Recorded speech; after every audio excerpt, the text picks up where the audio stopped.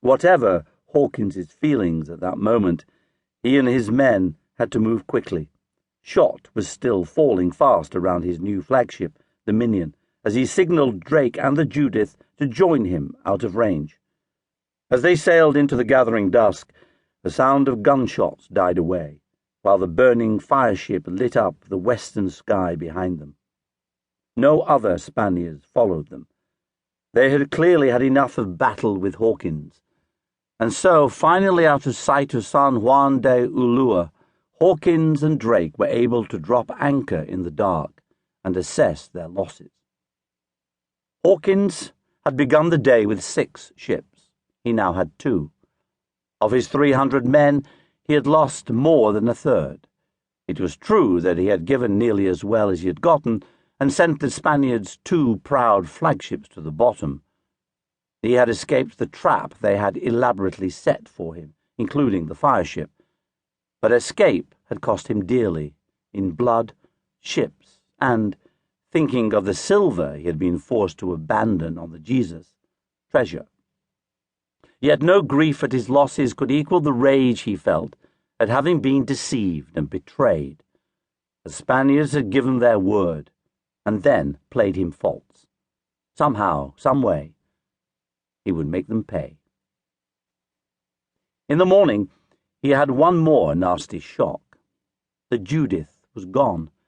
A few hours before dawn, Drake had raised anchor and set sail, taking with him the bulk of the gold and silver his cousin had transferred to him, and leaving Hawkins and his overloaded, undersupplied ship to their fate. A heartless and selfish move, no doubt, but also a clear-eyed one. The Judith, escorting the wounded and clumsy Minion, might make it home to England. The Judith alone almost certainly would.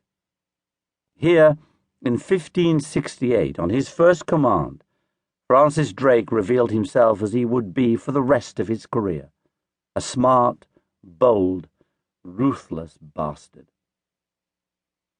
Hawkins may have cursed Drake's name and his own bad luck, but he also knew that whatever had befallen him and his men up to this point, worse was almost certainly going to come.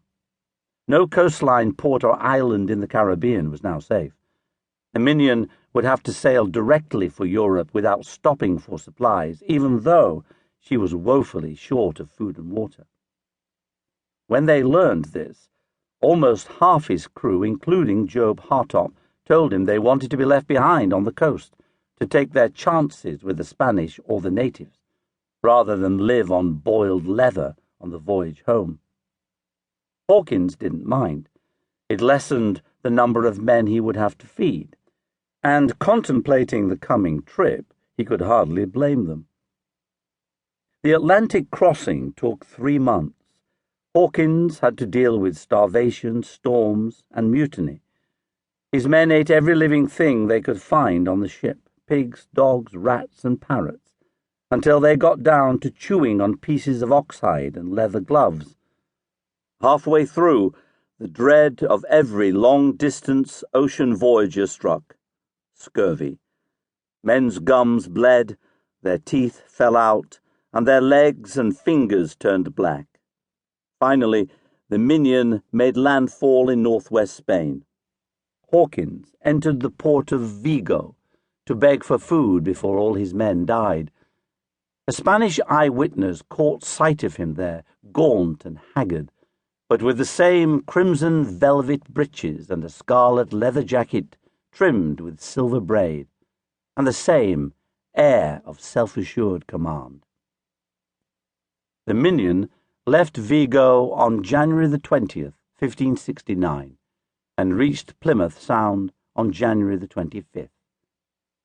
Of the 100 men he sailed from America with, there were 15 survivors. When he came ashore, he learned that Drake and the Judith had arrived in Plymouth 3 days earlier. But Hawkins was too preoccupied for recriminations. For one thing, there was still business to be done. Even after all that they had been through, Hawkins was able to send to his partners in London more than 25,000 golden pages. To keep listening to this audiobook, I've left you a link in the description so you can do it at no cost thanks to Audible's 30-day free trial.